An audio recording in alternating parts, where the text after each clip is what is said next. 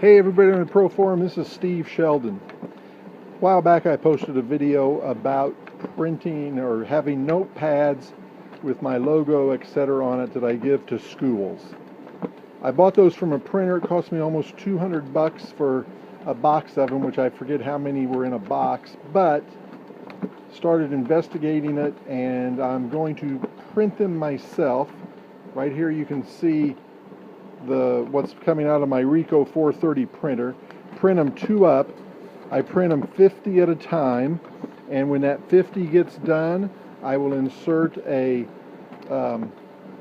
chipboard behind it, print another 50, and just keep on doing that until I get to the point where I want to stop and put them together and put the padding, glue on them, etc. After these print, I'll do another add to this video and show you that part of it. So I've printed out my pages. I have 50 stacks of 50. I have 15 stacks of 50. Chipboard in between. I'm getting ready to put on the padding compound. That'll make them adhere to each other.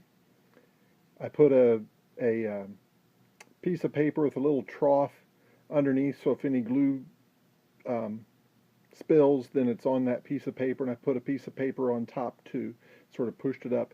I'm just having, for my weight, I have a box of paper from my Fuji DX100 that's going to be the weight, and have the padding glue here, my brush. I've already brushed on some, and what you want to do is, let me get this here, is start in the middle and go out rather than from out, because then you get it on the edge. If you start on the outside, you get it on the edge of the paper over here, which you don't want. And you let this sit for a while.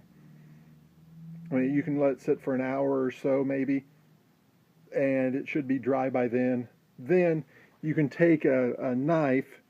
They make special knives, but I just use a kitchen knife and go underneath the chipboard and just sort of slice it so they'll peel apart. Then I've got a machine that will cut these in half and make an even nice cut on them, and that'll be the next part of this video. Now I'm going to be cutting my notepads. They're printed 2 up, as I said. This has got a little clamp on it so that I can turn it and clamp these down so they don't move. This little cutter is made, or at least distributed, by hardwarefactorystore.com. I bought it on Amazon for $100. They're clamped down. I've already set my guide right here. I leave it where it is now, so I can cut these in half and then pull down if I can.